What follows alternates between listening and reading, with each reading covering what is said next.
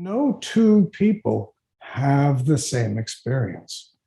We grow up in families and we think our siblings have the same family we have, but they really don't. If it's a first child, they have this whole family that didn't include the second child until we got there. Depending on the situation of the moment, that determines what family you have. Everything is always changing. We get stuck in the image and we miss the thing itself, which of course was the whole point of Stephen's talk. And it really is the whole point of our practice. It's not to achieve something. We can get caught up in this idea we practice to get enlightenment, but we could go around, there's 24 of us here. What is enlightenment? Each one of us probably would say something different. So we're not practicing to get something. We're practicing to break down the barriers to being right here. Maybe that in and of itself is enough. Usually we live in our storyline. Something is good or something is bad. Not what is it. Our teaching is quite clear. We start off with before thinking. Mind falls away for a moment. Then there's just this. A split second later, in our mind, we decide what this is. So first you saw this, then you called them beads.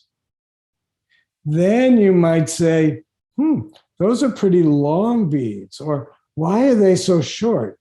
And maybe if I hold them a little closer to the camera, this camera is probably not good enough, but you might see some flaws in these beads.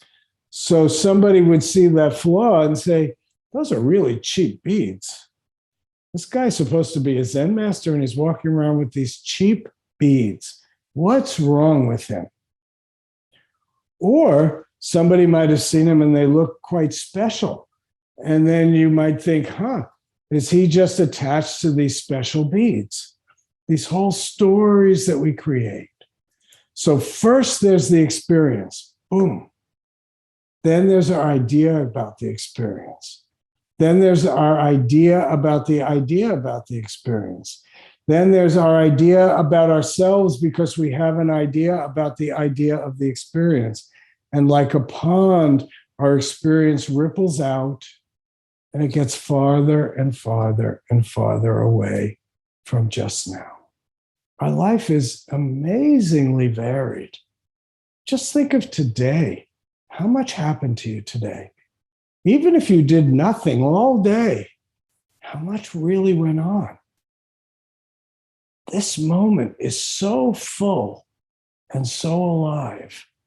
And what Zen teaching shows us is this moment with all the depth and intricacies of the moment is all there is. And the less we get stuck in the frame of our ideas, the more we can contact what's actually happening in the moment. And the less we're stuck in the context of our ideas and fears and anxieties and concerns, the more we can be available for what the moment is calling from us.